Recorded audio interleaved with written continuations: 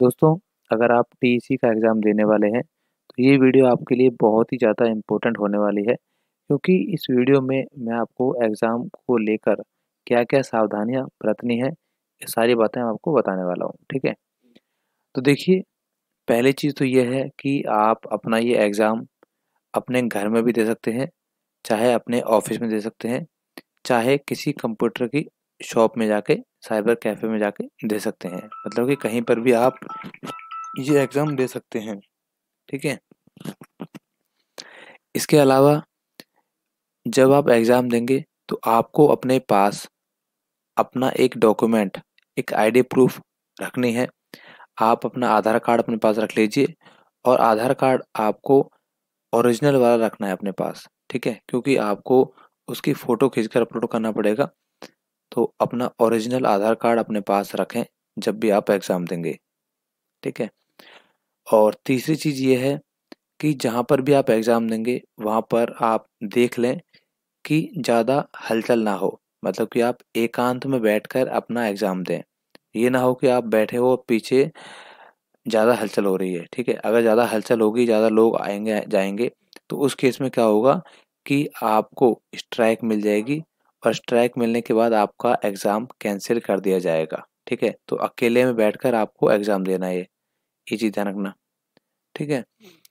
और चौथी चीज़ ये है कि जब आप एग्ज़ाम देंगे, तो क्योंकि आपका कैमरा ऑन होगा लैपटॉप का या कंप्यूटर का, तो आपको ज़्यादा गर्दन को हिलाना नहीं है। मतलब ऐसा नहीं हो कि आप चीटिंग करने के लिए और दूसरे मोबाइल में या फिर दूसरे कंप्यूटर में देख रहे हो।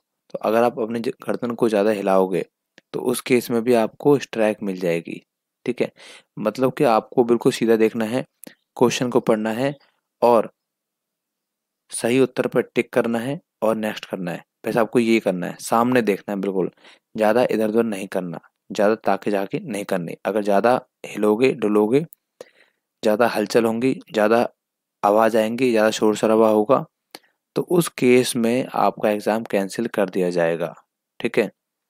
और आपके पैसे हो जाएँगे वेस्ट, ठीक है? अब आते हैं एक और पॉइंट पर, वो ये है कि जब आप अपना एग्ज़ाम देंगे, तो उस केस में आपके कंप्यूटर का या फिर लैपटॉप का माइक्रोफ़ोन जो वो होता है जो माइक होता है, वो भी ऑन होगा, ठीक है? तो आप मुँह से ना बोलें, ये ना हो कि आपको कोई बोल के बता रहा है कि इसका आंसर ये है, इस टाइप की आवाज़ भी नहीं आनी चाहिए, ठीक है? बिल्कुल चुप रहना है, क्वेश्चन को पढ़ना है, उतनी आवाज़ ही आनी चाहिए, ठीक है? और इसके अलावा एक पॉइंट और है, वो ये है कि आपको अपने पेपर की जो आपका एग्ज़ाम होगा, उसकी स्क्रीन रिकॉर्डिंग नहीं करनी है। वैसे स्क्रीन रिकॉर्डिंग होगी नहीं क्योंकि वो एक अलग ब्राउज़र में पेपर होता है, पर अगर आप दूसरे मोबाइल से बाहर के साइड से कहीं से उसको स्क्रीन रिकॉर्ड करते हो और वो पकड़ में आ गया, तो भी आपका एग्ज़ाम कैंसल कर दिया जाएगा, ठीक है? तो आप बिल्कुल भी स्क्रीन रिकॉर्डिंग ना करें क्योंकि ये अलाउड नहीं है सिक्योरिटी पर्पज़ की वजह से, तो स्क्रीन रिकॉर्डिंग करने की कोशिश बिल्कुल भी ना करें आप, ठीक है? और दोस्तों एक चीज़ और कि ये वाला एग्ज़ाम आप मोबाइल में नहीं दे सकते, ठीक है? काफ़ी बच्चे सोच रहे होंगे कि हम अपने मोबाइल में दे सकते हैं, नहीं दे सकते, तो मोबाइल में आप एग्ज़ाम नहीं दे सकते ये वाला क्योंकि इसके लिए एक अलग सेपरेट ब्राउज़र डाउनलोड करना पड़ता है और वो ब्राउज़र आपके लैपटॉप में या फिर कंप्यूटर में ही चलेगा क्योंकि उसके लिए कम से कम 4 जीबी की रैम चाहिए, ठीक है? तो मोबाइल में आप बिल्कुल मत देना अपना ये एग्ज़ाम, होगा भी नहीं और आप कोशिश भी मत करना, ठीक है? इसके अलावा एक पॉइंट और है कि जो आप एग्ज़ाम फ़ीस भरते हो, वो नॉन रिफंडेबल होती है, ठीक है? नॉन रिफंडेबल होगी, आपने एग्ज़ाम फ़ीस भर दी तो आप एग्ज़ाम दीजिए या मत दीजिए, आपको एग्ज़ाम फ़ीस वापस नहीं की जाएगी, ठीक है? तो सोच समझ के आप इस एग्ज़ाम को दीजिए। एक पॉइंट और है, वो ये है कि आपको जो एग्ज़ाम है, उसके लिए पहले तैयारी करनी पड़ती है। तैयारी के लिए स्टडी मटेरियल आपको टीईसी की वेबसाइट पे मिल जाएगा और इसके लिए बहुत सारी वीडियोज़ भी आपको यूट्यूब पे मिल जाएगी। मैंने भी एक वीडियो बना रखी है जिसको पढ़ के आप आसानी से इसकी तैयारी कर पाएँगे और 100% आप पास कर पाएँगे, ठीक है? एक पॉइंट और है, वो ये है कि इसमें नेगेटिव मार्किंग नहीं होती है। ठीक है, नेगेटिव मार्किंग इसमें नहीं होती है, बिल्कुल भी नहीं होती है नेगेटिव मार्किंग। तो आप निश्चिंत रहें और कोशिश करें कि ज़्यादा से ज़्यादा आप क्वेश्चन को अटेम्प्ट कर पाएँ, उन पर टिक कर पाएँ। ठीक है, तो एक भी क्वेश्चन आपको नहीं छोड़ना है।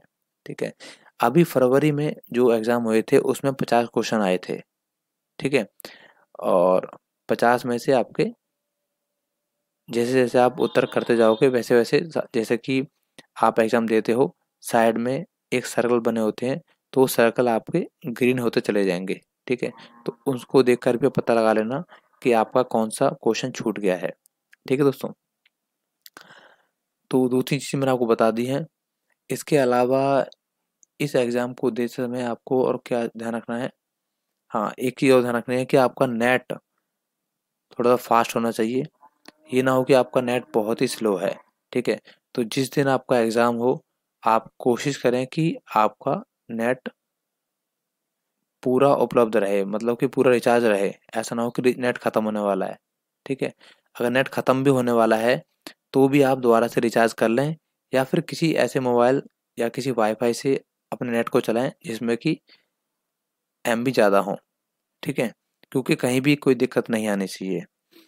इसके अलावा आपका जो एग्ज़ाम होता है वो सोमवार से लेकर शनिवार तक होता है, संडे को एग्ज़ाम नहीं होता है। ठीक है, सुबह 10 बजे से ये एग्ज़ाम स्टार्ट हो जाता है। ठीक है, अगर आप 10 बजे आप लॉगिन कर लेते हो और एग्ज़ाम के लिए अप्लाई कर देते हो, तो आपका चांस ज़्यादा है कि आपके 10 मिनट के अंदर अंदर आपका एग्ज़ाम हो स्टार्ट हो जाएगा। ठीक है, अगर आप 10 बजे के बाद यानी कि 11 बजे, 12 बजे, 1 बजे तब जाकर लॉगिन करते हो और तब जाके पेपर देते हो, एग्ज़ाम देते हो, तो उस केस में हो सकता है कि आपको थोड़ा-सा रुकना पड़ जाए, क्योंकि होता ये है कि इसमें एक नंबर वाइज़ चलता है ये। जैसे कि एग्ज़ाम अगर हो रहे हैं सबके, तो उसमें आपका नंबर आ जाएगा कि भई आपका नंबर ये है एग्ज़ाम का। ठीक है, बाकी जब एग्ज़ाम बंद होंगे बच्चों के, जैसे कि मान लीजिए आपका नंबर 80 है, तो जो 79वाँ बच्चा होगा जब उसका एग्ज़ाम क्लियर हो जाएगा, तो आपका एग्ज़ाम स्टार्ट होगा। ठीक है, तो डिले से बचने के लिए आपको कोशिश करनी है कि आपको ठीक 10 बज के 1 मिनट पर अपने पोर्टल को लॉगिन कर लेना है और एग्ज़ाम के लिए बिल्कुल तैयार होके बैठ जाना है। अपने डॉक्यूमेंट लेके, डॉक्यूमेंट बता दिया मैंने आपको, आपको एक तो खुद रहना है और दूसरा आपको अपना आधार कार्ड, वो भी ओरिजिनल वाला अपने पास रखना है। ठीक है, तो इसके अलावा शायद मेरे ख्याल से और कुछ है नहीं, सारा कुछ मैंने बता दिया आपको। और हाँ, एक चीज़ और लास्ट में, कि जब आप एग्ज़ाम कंप्लीट कर दोगे उसके बाद आपसे पूछा जाएगा कि सबमिट करोगे, उसके बाद एक बार फिर से पूछा जाएगा आपसे कि सबमिट करना है कि नहीं करना। ठीक है, मतलब फाइनली पूछा जाएगा, तब भी आपको यस कर देना है। और उसके बाद जब तक लिखा ना आ जाए कि आपका पेपर हो गया है, एग्ज़ाम आपका कंप्लीट हो गया है, तब तक आप ब्राउज़र को कैंसिल मत करना। ठीक है, और हो सके तो कोशिश ये करना कि आप ब्राउज़र को ओपन रहने दो, अपने आप ही वहाँ लिखा आ जाएगा। और लिखने के बाद वहाँ लिखा होता है कि अब आप अपने ब्राउज़र को क्लोज़ कर सकते हो, तभी आप अपने ब्राउज़र को क्लोज़ करना। ठीक है, इसके अलावा एक पॉइंट और है कि जब आप एग्ज़ाम दोगे, ठीक है, मान लो आपने एग्ज़ाम दे दिया, एग्ज़ाम देने के बाद अगर आपको कन्फ्यूज़न है कि एग्ज़ाम मेरा हुआ है कि नहीं हुआ, ठीक है, क्योंकि कई बार क्या होता है, कन्फ्यूज़न रहती है कि यार एग्ज़ाम हुआ है कि नहीं हुआ। ठीक है, तो उस केस में क्या करना है आपको, उस केस में आपको दोबारा से अपने पोर्टल को लॉगिन करना है। लॉगिन करने के बाद आप दोबारा से एग्ज़ाम दीजिए। ठीक है, टेक एग्ज़ाम पे क्लिक करोगे, दोबारा से एग्ज़ाम दोगे, तो वहाँ पर लिखा आ जाएगा, अगर आपका एग्ज़ाम पहले वाला हो गया था, कंप्लीट हो गया था, तो वहाँ पर लिखा आ जाएगा कि आप पहले से ही एग्ज़ाम दे चुके हो। ठीक है, तो इस तरह से आप कन्फर्म कर सकते हो कि आपका एग्ज़ाम हुआ है कि नहीं हुआ। ठीक है, तो यही थी 3-4 चीज़ें जो इम्पोर्टेंट थी एग्ज़ाम देते समय ध्यान रखने की, और इसके अलावा तो मेरे ख़्याल से कुछ है नहीं। और जहाँ तक रिज़ल्ट की बात है, तो रिज़ल्ट तुरंत आ जाता है। जैसे आप एग्ज़ाम दोगे, आपका रिज़ल्ट आ जाएगा, और रिज़ल्ट आपका नंबर नहीं आएँगे कि इतने नंबर आए हैं, आपका डायरेक्ट सर्टिफ़िकेट आ जाएगा। अगर सर्टिफ़िकेट आ गया तो समझ लो आप पास हो गए। ठीक है। और सर्टिफिकेट भी आपको डैशबोर्ड से मिल जाएगा, उसकी भी मैंने एक सेपरेट वीडियो बना रखी है कि किस तरीके से आपको अपना सर्टिफिकेट डाउनलोड करना है। ठीक है दोस्तों, तो ये थे कुछ पॉइंट। आई होप आपको सारे पॉइंट समझ आ गए होंगे।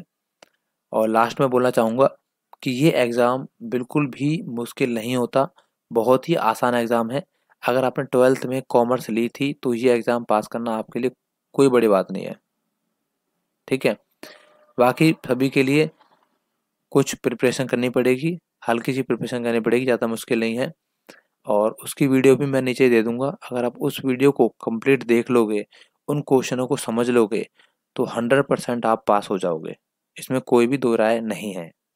ठीक है दोस्तों, तो यही था इस वीडियो में। आई होप आपको वीडियो समझ आ गई होगी। थोड़ी सी लंबी हो गई है, थोड़ी लेंथी हो गई है, पर कोई बात नहीं, इंपॉर्टेंट वीडियो थी, एक बार ही देखनी थी आपको और पैसे वेस्ट ना हो, इसीलिए मैं थोड़ी सी लंबी बनाई थी ताकि आप सारी चीज़ें आपको आसानी से और आराम से बता सको। दोस्तों वीडियो में इतना ही, और थैंक यू वीडियो देखने के लिए। वीडियो को लाइक ज़रूर कर दें, और अगर आपको कोई और क्वेश्चन है, कोई और डाउट है, तो प्लीज़ मुझे इंस्टाग्राम पर मैसेज करें या आप नीचे कमेंट भी कर सकते हैं। थैंक यू दोस्तों वीडियो देखने के लिए।